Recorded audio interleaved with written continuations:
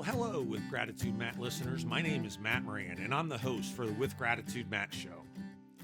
I'm going to ask for your support today in a slightly different way. Our goal with the With Gratitude Matt show is to reach our listeners to inspire them to practice gratitude regardless of how powerful that storm is. If you're inspired in some way, shape, or form by today's show, I'm going to ask you to share this show with others, comment on it, and subscribe to the show. Life is filled with obstacles. My experience with gratitude has been it can change the trajectory that which you're on. Today's guest is former president Father Michael Graham of Xavier University. Father Graham spent his 20 years as the president of the university. In total, he spent 35 years at the school. Father Graham was indeed at Xavier when I was there in the late 80s, but he has totally transformed the university. It looks much different than it did when I was there in the late 80s. The school today has a much more national presence than I was there. Under his leadership, Father Graham raised over $500 million and expanded the university by 80 acres. For 26 years, Xavier University has been one of the top Midwestern universities by U.S. News and World Report. While at Xavier, he graduated over 30,000 students.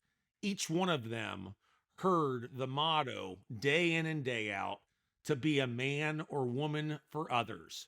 This impact certainly has changed the communities that they're living in today. Prior to becoming the president at Xavier University, he was a history professor and vice president of university affairs. Father Graham, it gives me a great pleasure and joy to have you on to today's show. So welcome to the show, Father. Thanks very much, Matt, and I appreciate the introduction. I'm only sorry that my mother wasn't around to hear it. I thought a good place to start would be, I touched on a lot of the transformation that you had at the university. I mean, one of which is just the monetary impact. You touched on, if you look at the university today, it's, 80 acres larger than it was when I was there. The bookstore is in a radically different location than it was when I was there. You've got a national presence, much more so than when I was there. It still was very much of a commuter school. When you hear all of that, Father, in the 20 years that you spent leading the university, what are some of the things that you're most proud of as it relates to the work that you did? Yeah, sure, Matt. That's a really good question. In the last, several months of my tenure, there are all kinds of tributes that came out, magazine articles and things in the newspaper, and there are lots of interviews and all that sort of stuff. And inevitably, it's the numbers that get people, and attract their attention, So like you were saying, in terms of dollars raised or square feet added to the campus or the numbers of diplomas awarded or things like that.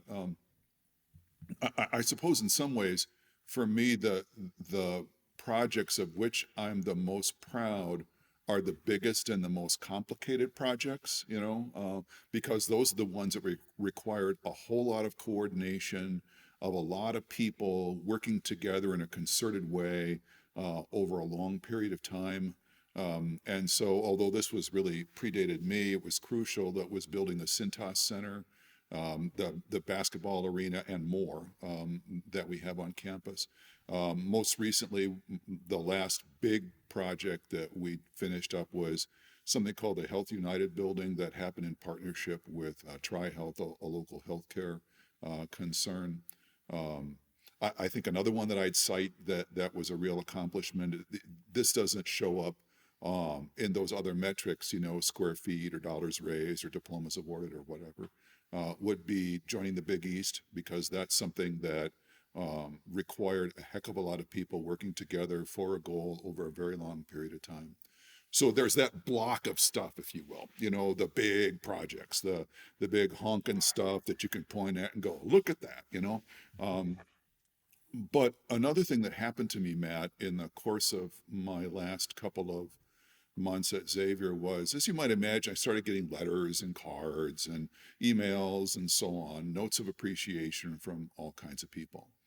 And I can't begin to tell you the number of those that came to me from former students who said something like, "You probably won't remember me," and sometimes I did, and sometimes I didn't. And they told me their story about the difference that got made in their lives. Maybe I even was the person who said something or did something or who kind of waved a magic wand available to me and removed a bursar hold so they could register, or slid another $5,000 worth of financial aid their way, which turned out to be the difference maker. And so I have no idea how many stories there are out there like that in aggregate, but I bet you there's a bunch. And so the thing that I'm really, in some ways, the most proud of, the most humbled by, it's those human stories, the things that happen to kids along the way, such that they were able to grow into their greatness, as it were. That for me is just, it's something I'll never see on this side, of the grave. I hope on the other side that I'll come to know something more about it. So those are two very different sets of answers. The big projects that require a whole lot of coordinated work over time to accomplish on the part of a lot of people. In some ways, that's the story of the university itself, right? From 2000 when I took over to 2020 when I stepped down. But the more powerful and important, ultimately, measures are the measures that's sort of person by person by person, because that's what all the rest of it's there for. The square footage and the diplomas and the endowment dollars and all the rest of it. It's there in order to make a difference in the lives of students. Well, rarely does a day go by that I don't, just recall something that happened on Victory Parkway there when I spent 4 years. If you look to my left right here, I mean, I've got my diploma right there, and it's something that I'm very proud of. So, you touched on the Cintas Center being built, being a big, add to the university. Obviously, the basketball program plays in that facility.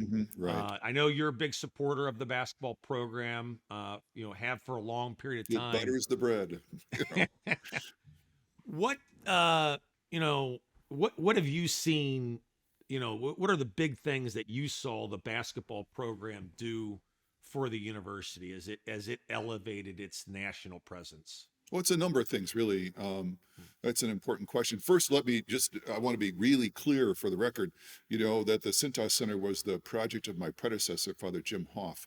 And as he came in and surveyed the university when he took over about 1990, 1991, what he wanted to do was to kind of give it a calling card, help vault it forward in some way. We had already decided years before, in the early 70s, to suspend our football program and begin investing really significantly in the men's basketball program as a way of mustering available resources behind a more impactful possibility, if you will.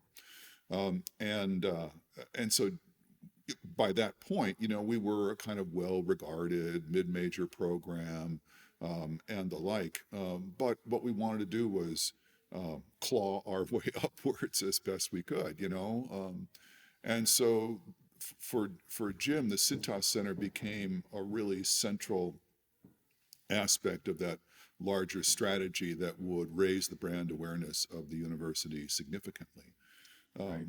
And so I can't remember exactly when we got into the Atlantic 10, but that was a step up from where we'd been in terms of the conference. It allowed us to be in a couple better locations in terms of games and the like.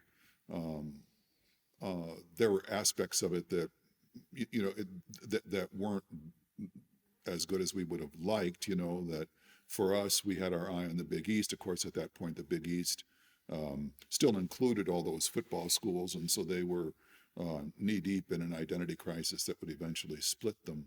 Um, but our success ultimately was something won over a very long period of time, a real sustained effort over different presidents, different athletic directors, different coaches, and so on.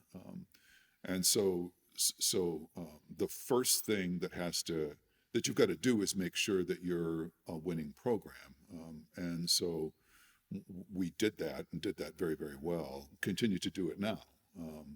However, what I'll also say is it's one thing to be a winning program, but then there's the kind of tone or personality of the program that's likewise important.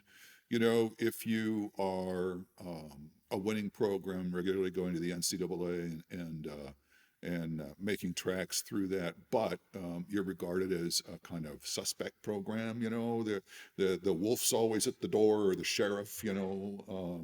Wondering, sniffing around that there's got to be something here because there's just way too many rumors about it and so on.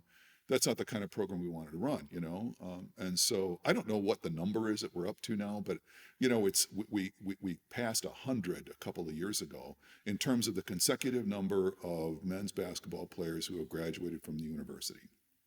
That's Uh, awesome. yeah, who've completed their eligibility. Now some will decide to, transfer or to test the pro waters and then end up going to Europe, usually, by the end of their junior year or something like that, but kids stay and kids graduate. And that's just really, really important to us. And so having a program that is A, winning, and B, something that is for lack of a better term, and perhaps a little too exalted, but a kind of a poster child program for the kind of program that does it right, does it well. That was likewise very important to us. Because to some degree, our current athletic director, Greg Christopher, who's just great, refers to intercollegiate athletics and men's basketball in particular as kind of the front porch of the university. It's what people see first. It isn't ultimately going to cause almost anybody to decide, yeah, that's where I want to enroll, by God, but it gets your emails open, so to speak. One thing that used to get make my hair on the back of my neck raise was when I'd Xavier hear, of Ohio. oh yeah, but at least I saw the that basketball coming. program, Yeah. you don't hear it mispronounced anymore. No, you sure don't. Yeah. Totally get it. It's really funny because every now and then I remember, you know, sitting in my office and interviewing a candidate for some position, a dean or a vice president or something like that. And they'd say Xavier, and just, I wouldn't blink or anything like that. But in my mind, I just took a little pencil and went, right through their name. Yeah. So for those listeners, it's pronounced Xavier. Xavier, thank you very much. Like xylophone, right? So listen, I was at the very first basketball game at the Cintas Center. I'll never forget it. We played Miami University, and I was there with my father. Yeah, Bob Colhut sang the national anthem. Yep. So I turned to my dad, who, by the way, I'm one of 5 Morans that went to Xavier University. I didn't really have a choice in the matter. I'm grateful that I went there, but my dad sent 5 of us there. So I turned to my father. I said, Dad, we will win a national championship within the next 10 years. Now Well, that's you were not wrong. that's not happened. No, it has But not. but I'd like your opinion on something. What would let's just say making it to the Final Four? What would making it to the Final Four mean to maybe you could answer it for yourself, but just the greater Xavier Nation? What do you think it would mean to them in the university if we could make it to the Final Four? We've made it to the several Elite Eights. Yep. I was, Yep. I was at a couple Yep. of games where we made it that far, and it was remarkable. But I'd love your perspective. Came within a couple of fouls or a couple of Duke. 3-point shots at the wire. Duke. Yeah, that's right. Right. Well, Wisconsin is another one. Yeah. Yep. Right. what would that do for the university, you think? Well, I think it'd be just an enormous sense of pride and fulfillment because this has been the goal now. You know, we've kind of we're in the right conference without a doubt. You know, without a doubt.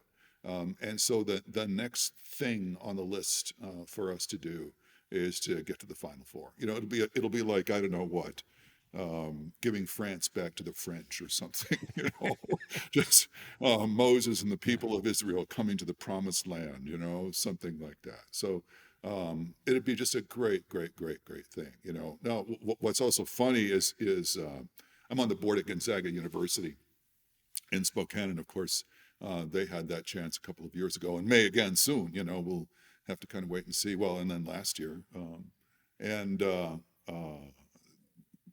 what they discover is that is afterwards, the griping of a lot of people doesn't go away. You know, it's not like everybody cuts you slack. It's like, all right, you've done it, you know, and you fulfilled my highest hopes and dreams. It's like, you know, that lasts for about 30 seconds. So, so we'll see. Right. You know, I have a lot of respect for the Gonzaga program. I mean, Yeah. they're led by just a remarkable coach that does things the right way. And I think one of the things that Xavier fans have grown accustomed to is if we've seen a number of really good coaches, Pete Gillen, even before that, Bob Stack and others. More recently, Chris Mack leaving for what perceived to be maybe bigger jobs at the time. What do you think it might take in order to see, a coach stick around like we've seen Like a Mark perhaps at Few or yeah, Mark yeah. Few or a Villanova? What do you think it would take in order for us to get call it a decade and a half, maybe 2 decades out of a coach versus 8-10 years? Yeah, yeah. I've come to think that I used to think that it would be like in the program, you know, that if we had everything in place that the person wanted and so on, and that kind of stuff, that we'd be golden. And then my first year as president, we had just opened the Cintas Center, and then Skip Prosser came in to tell me he was going to be leaving for Wake Forest. So there you go. And he was the one who'd been campaigning for the Cintas Center for years and years and years. And I got that, you know. So it's the ACC, and the ACC is a terrific conference. I think one of the reasons that Mark Few has been at Gonzaga for so long and has become so successful there, it isn't just because he's been able to build the program of his dreams there, and they've given him the car keys to do so. But that there's something about Mark and there's something about Gonzaga that fit. You know, there's a kind of chemical equation there that's exactly right. You know. And so we can't do much more than we're doing. If you go to the Cintas Center now, there's another, yet a third, practice gym being added to the back of the facility, that which is desperately needed, and that's that it's going to really help in a whole lot of ways. Will that keep a coach whose eye is going to wander and is going to be drawn to, I don't know what, the Big Ten or the ACC or whatnot, or the Big 12 has kind of become the powerhouse basketball conference, much to everybody's surprise in the last couple of years, or probably not to their surprise, but and I just don't know. I just don't know that it helps. If they believe that the coach believes that we're serious about our ambitions, and that they don't need to leave to go someplace else to have the kind of success that they want to have. So, but that's inside them, right? That's inside their head. I can't do anything about that. As we've had coaches leave in the last couple of years, one of the things you hear, of course, through the grapevine, is that they're listening to other coaches elsewhere who are saying things to them like, well, fill in the name here, this job isn't going to come along again, and you're the right guy for it, and you're going to be able to go farther there, and all that sort of stuff, you know. So I just what I hope for in a way is a combination of a coach who's the winning coach that we really need, and who is cut from the cloth in such a way that he's very happy, content with who we are, what we do, where we are, all the rest of that stuff, you know. So Mark Few loves to go camping, and Spokane isn't a great place for that, you know, and so on. But so I don't know. I suspect that we'll get there, but you know, like so many things now, that's now somebody else's concern and not mine. Absolutely, absolutely. Well, I agree with you. I think we will get there, and the program is absolutely moving in a wonderful direction right now. I'd like to move just kind of the conversation back to the student a little bit. Sure, You sure. know, I spent 4 years there in the late '80s, early '90s. I suspect the demographics of the typical student are quite different today than they were back then, and love to hear, you know, how that might have transformed, and what that individual looks like today. Yeah, sure, sure. Well, there's a lot more of them for one thing, you know. So our total undergraduate population is somewhere just south of 5,000. When you were here, it would have been just south of three, I think. And so that's not quite doubling, but you know, a big significant move of up. I'm always amazed to walk through the student parking lots and you see the license plates, you know, from Rhode Island and Nevada and Connecticut and South Dakota and New Mexico and so on. I mean, it's just really kind of amazing.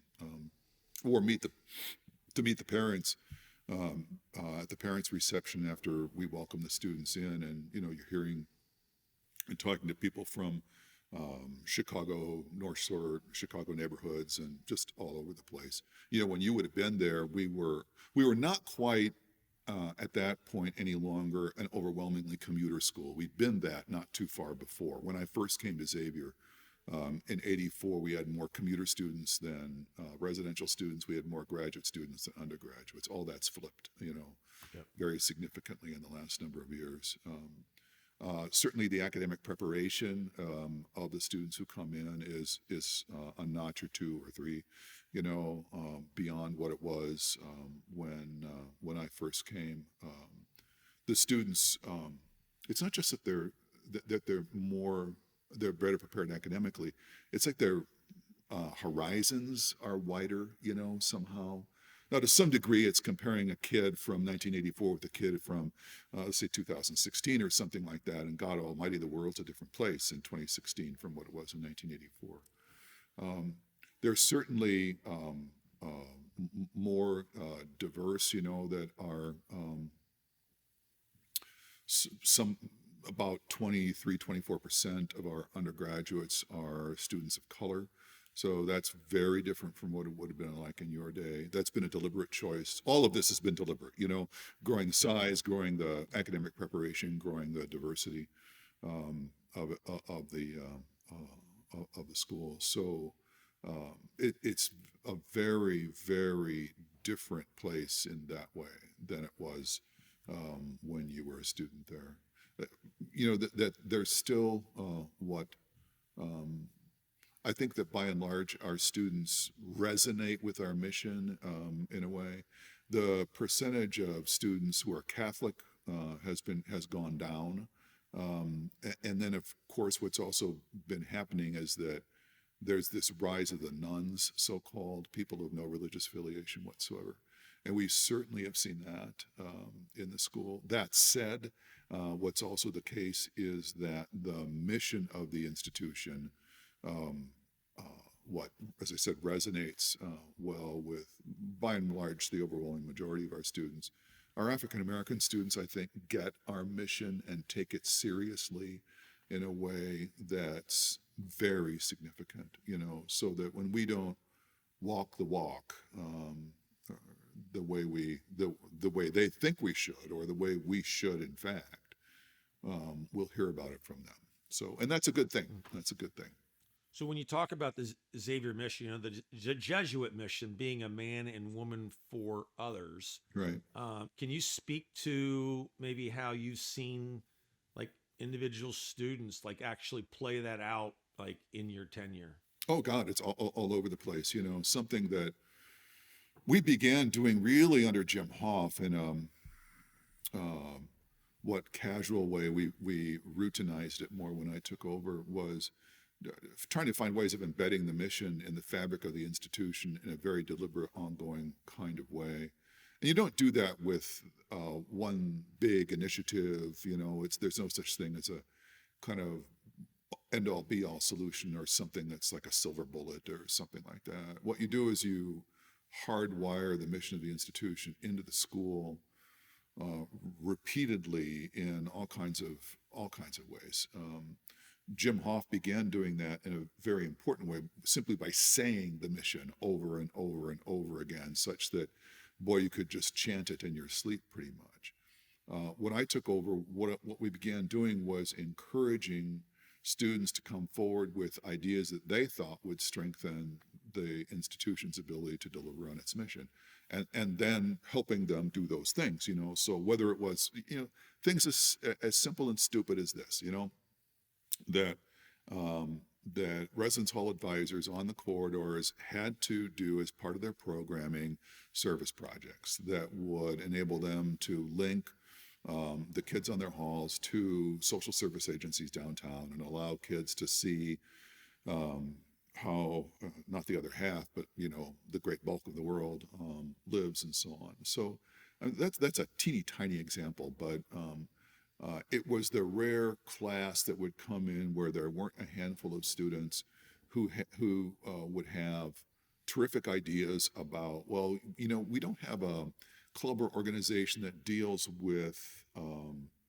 kids our age who are psychologically or mentally incapable of attending Xavier University, and how might we reach out to them and create sort of campus buddy organizations and so on. Or another one that happened at some point was we've got we got very large Habitat for Humanity chapter. We've got this incredibly robust alternative breaks program where kids, instead of going to Fort Lauderdale or wherever they go, Padre Island, go instead to service sites. Most of them around the country, some of them international. That those have all been student initiatives, So some kid comes in with a great idea, and then you kind of help them scaffold it, and figure out how to get it going. So in that way, slowly and over time, you don't want to have to quote unquote require students, because that's just sort of the wrong way to go about it, in my view. Yeah.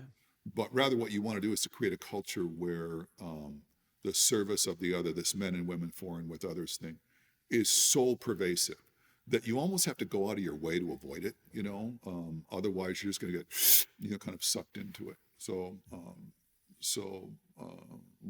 And now we've got sort of the next phase of that stuff going on, that there's more and more linkages, and these are very deliberate, being drawn between that whole service sector, if you will, and the academic side of the house, such that it's very rare for our students, almost in any given semester, not to have at least one course that has some kind of experiential learning component. That's what we call it. That are often enough located in neighborhoods with local agencies that allow our students to have their worldviews broadened, and begin raising a very important question, which is this education I'm receiving. Who is it really for? Is it just me, or do I have some other obligation with respect to it? That's remarkable. That's stuff that they bring with them well after they get their degree and bring into the communities that they live in each and every day. Yeah, and something I learned a long time ago, Matt, it is that the penny may not drop for them when they're at the university. They may very well, kind of go their own way and not get engaged in this stuff. But then later, 3 years, 5 years, 10 years, I've heard from all kinds of kids, about how, watching all this stuff at Xavier kind of inspired me. And so nowadays I'm doing this, and that always kind of gladdens my heart. One of the head Jesuit from a number of years ago said that the ultimate measure of a Jesuit university is who our students become. It isn't square footage and basketball rankings and all that kind of stuff. It's who our students become. And the thing that you also have to realize about that is it's not who our students become from the day they come in to the day they leave. It's who they become over the long arc of their lives, how it is that you give them gifts, resources, inspire them, in such a way that down the road, that they're living richer, deeper, better, fuller, more rounded, more giving lives than otherwise they might have lived. And that's something that I said that a lot. Well, I can tell you this firsthand, that this show itself doesn't get launched, doesn't get created without, strong, thought around, what am I supposed to do as one that was, educated by the Jesuits, Mm-hmm. and thought a lot about the whole motto. And my goal is to help other people that might be struggling with whatever their hurdle might be. And, mine is indeed cancer, but somebody else's might be, a marital issue. Somebody else's might be, mental issues, could be, job related. But for me, gratitude has been something that I really believe can help if we think about it each and every day. And I just want you to know that, the faculty, while I was there, had a large impact on it. One individual in particular had a profound impact on me.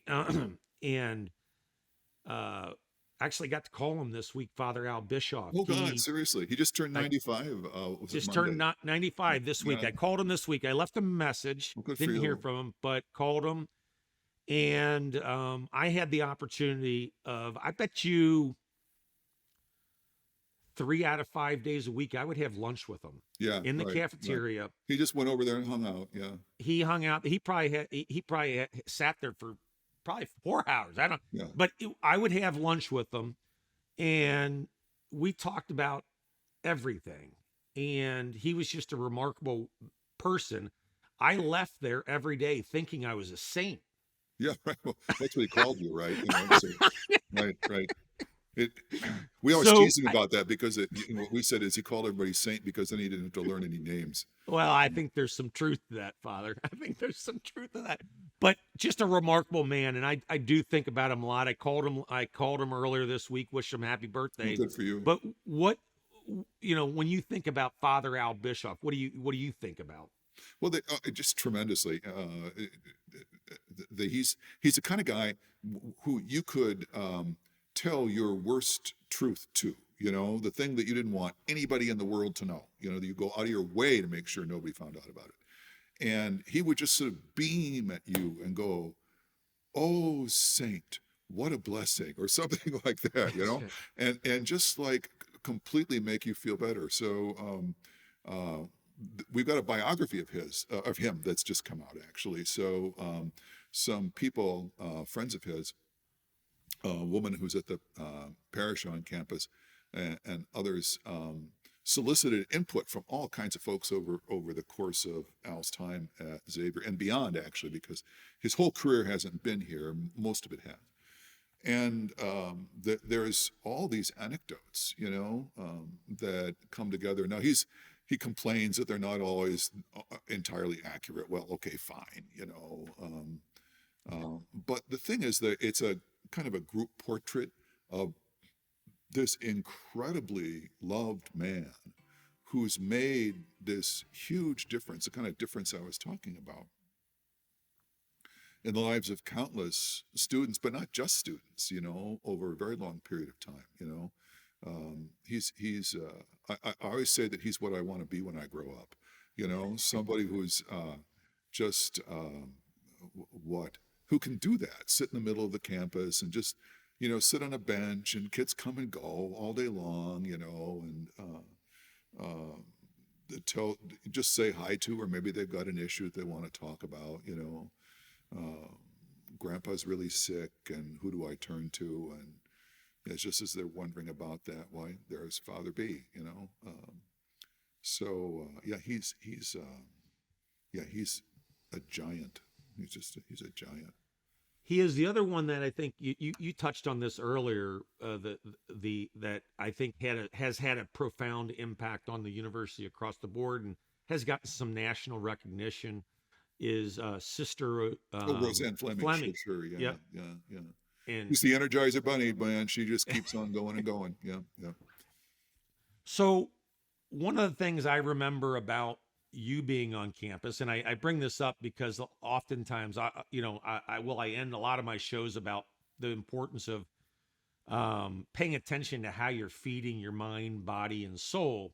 And when I think about how you're feeding your body, physical exercise is a component of that. And I Yeah, know that yeah, was a very important part of yeah. your Back in my younger days, right? Yeah, well, there weren't let me, listening audience. There was nobody in the gym stronger than Father Graham back in the day. He could, there weren't enough 45-pound weights to put on the yeah, right. on the bar. That's not strictly true. That's not strictly true, but yeah. Oh my goodness, I couldn't do what you did back then. What component of physical fitness, how did that play into you performing at your, optimal level? Yeah, in a couple of ways, it was a great way of take off frustrations, right? That if I had frustrations with whatever, a faculty resolution or something like that, I could go in and take it out on the iron, as opposed to, take it out on the faculty committee,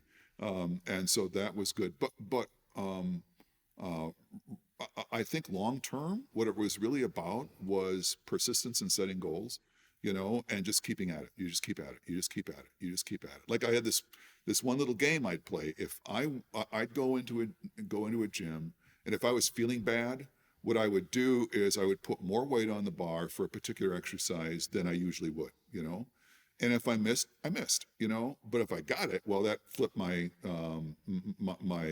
mood immediately, And so it was like learning how to do this patient kind of thing, that really pays off in all kinds of inner ways, in terms of your own sense of how to push yourself and set goals and keep at them and being persistent, and all that sort of stuff. If on the one hand, it enabled me to maintain kind of a balanced perspective on things, it also was a way in which I think I learned something about grit, and the ability to just sort of push yourself, challenge yourself to go farther than you had before. It paid off in an odd kind of way, actually. So I remember, for example, a transformative moment. So just to recap for the listening audience at home, that I had been a history professor before I got drafted into the development office by my predecessor. And I remember being just thinking to myself, okay, we'll see how this goes, and so on. And it's one thing to sort of go into the front end of a new position like that, enthusiastic about giving it your best and all that sort of stuff. It's another thing to suddenly feel the loss, of everything that you had counted on, that the way your life looked, it didn't look that way anymore. The satisfactions you had, those were gone, all the psychological rewards that you counted on, man, gone. I was sitting on a beach in California. I was out there for a conference and to see some donors, and was staring out at the ocean, thinking to myself, I didn't become a priest to become a blankety blank, I won't say, development officer and worry about an annual fund. And what I heard clear as a day in my head was, no, that's right, you didn't. But can you do it? It was like, well, that's not what I expected. I was, you're supposed to give me a little sympathy here, Lord, and I thought to myself, well, yeah, I can do it. then do it, you know? And I have to think that to some degree, my capacity to sort of have that question reframed in that kind of way um, was learned, you know, trying to slap 45 pounds, another set of 45s on the bar before I bench or squat or deadlift or whatever it was I was doing. So, uh, You always impressed me. I mean, because you were in there religiously, and it was just yeah, amazing at what you did. And at the time, you were, well, gosh, you're probably in your mid 30s or so, yeah, right. and Yeah, I we're would have been in my we're mid 30s when you were there. Yeah, 19, 20-year yeah, olds, and you were doing yeah. stuff that no one else could do. Right, right. You know what, Father? You guys were easy to impress though too. So Father, I want to just thank you for everything that you've done for the university. 35 years total, but 20 years as the leader. I was proud of the school when I graduated, and Father Hoff presented me the diploma. But looking at the university today and what it is, and it's got national recognition, it gives me great admiration to just say I'm an alumni of Xavier University, and I owe a lot of that to your leadership. well, As thanks, you think, thanks, man. as you as you think about your next chapter, Uh-huh. what do you have in store for the next chapter? Yeah, so we'll see. The I'm on a sabbatical now. That I'm spending developing some materials um, that will be useful for me for kind of a part-time gig that I want to have, whatever my full-time gig is, which is working in the retreat houses that the Jesuits have within the footprint of my province. That's what I'm doing. I'm out here in Arizona now, hacking away at my laptop, you know, hammering out these talks, 11 down, 11 to go, you know. And uh, so I'm looking forward to that. In terms of what the next full-time gig might be, probably will be starting next year. That is to say, in January. I've just been given a position by my province that will keep me occupied from basically August through December. And that's I'm looking forward to that a lot. It's a real privilege to have been asked to do that work. I suspect that I'm going to end up in the higher ed space. You know, there are 6 universities in the Midwest province of the Society of Jesus: Marquette, Loyola Chicago, Creighton, Xavier, John Carroll, and University of Detroit Mercy. And so we pay attention to those in a variety of ways, mostly to make sure that the Jesuit Catholic ethos at all those schools is alive and well. And there are a variety of things that we have not done but could do, run programs for trustees, for example, that would be beneficial. And so the question would be, how might I participate in that? So we'll just have to kind of wait and see, you know. I've had a couple of conversations with the provincial superior and the former provincial superior who now heads the Washington office, and something will materialize. We'll just kind of wait and see what that is. Well, it certainly will, and I wish you I great think your dog success. wants to be And let out or something. I think so too. Yeah, that's a pandemic edition that we've got. So, Yeah, but listen, I wish you all the best as you transition into the next chapter, and enjoy your time as you're thinking, and just reflecting on what that might look like. Father, I've asked every one of my guests kind of a complex question at the end of each show, and you've been through a lot in your life. You've had a lot of highs, but I'm sure there's been some lows, some hurdles that you've had to face. As you think about a hurdle or an obstacle or something very challenging or difficult in your life that you've had to deal with, can you think about one in particular that, as you maybe went through it, could have been very difficult, but as you look back on it after you were able to kind of, jump that hurdle or move around that mountain, that perhaps you're even grateful for the experience that you went through while in that challenge? And if there's something that comes to mind, I'd love to hear your yeah, perspective on sure, that. sure. It's the I've got to be honest about it, you know, and so we'll see if I can get myself through this. And this isn't something I would want to go through again, and I'd give everything I could if the outcome could have been different ultimately. But I lost one of my brothers to esophageal cancer, a year and a half ago. It was July 6th, a year and a half ago. And the ironic thing about it is that he had just moved to Florida, just retired, had all his dreams ahead of him. He had a fairly young family for a variety of reasons not worth going into here. And that he'd been down there for 13 months, I think, before he was diagnosed. And he was around for about a year and a half Wow. after being diagnosed before he finally died. He and I were close enough, but not really close growing up. I had cultivated a very deliberate relationship with his family.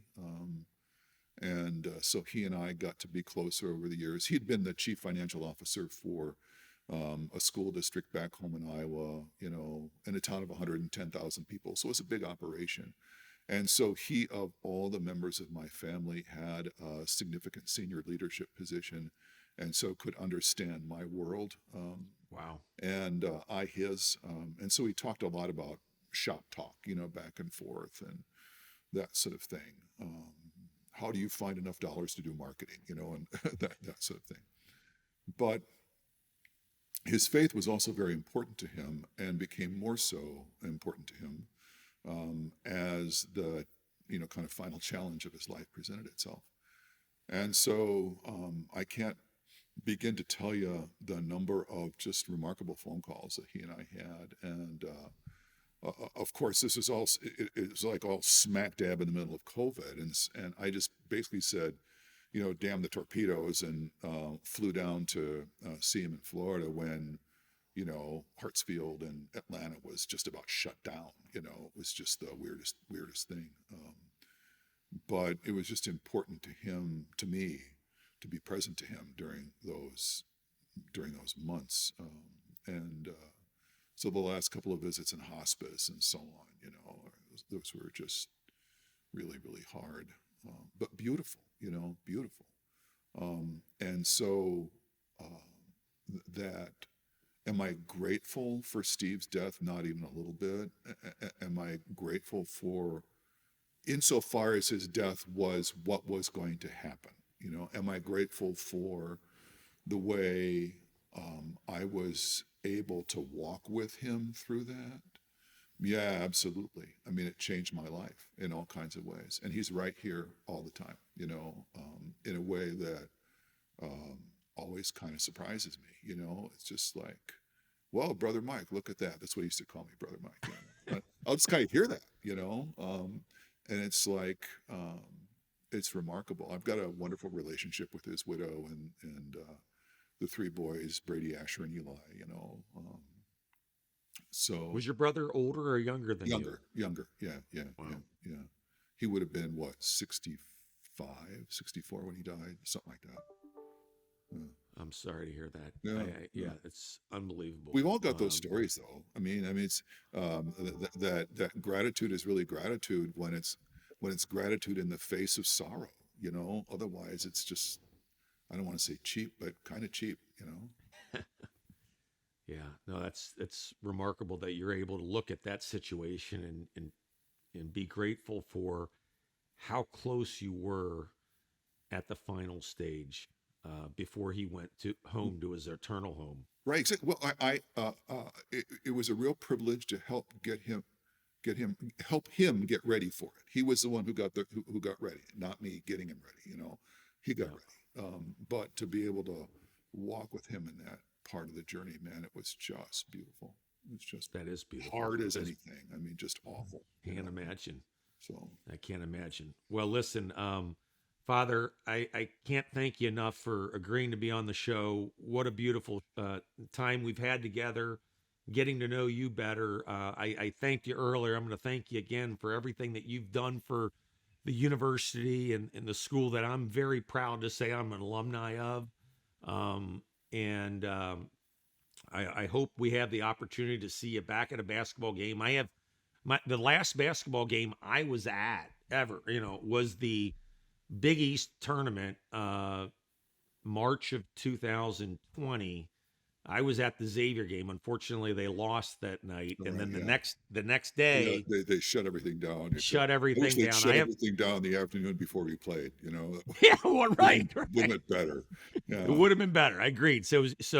And then they canceled the Big East tournament. So I have full intentions of being up there again this year. But listen, you've done some remarkable work, and you should be extremely proud of the 30,000 lives that you touched while on campus. I know that they're doing some remarkable work out in the communities that they live in today. Listening audience, you've heard this from me before. I think about doing three things that I think are helpful to me, and perhaps you can find them being helpful to you as you face the challenges and the hurdles that are in front of you. One of which is just be grateful, regardless of how powerful that storm is in front of you. Secondly, be truly present to those that you're with. God presented us with gifts, and if you're not truly present, you're going to miss the opportunity to experience the gifts that are right in front of you. And lastly, pay attention to how you're feeding your mind, body, and soul. Listening audience, today's guest was Xavier University president, Father Michael Graham. If today's conversation inspired you in some way, shape, or form, please subscribe to the show, comment on it, share it with others. With gratitude, Matt listeners, until next time, find the courage to be grateful. Godspeed, my friends.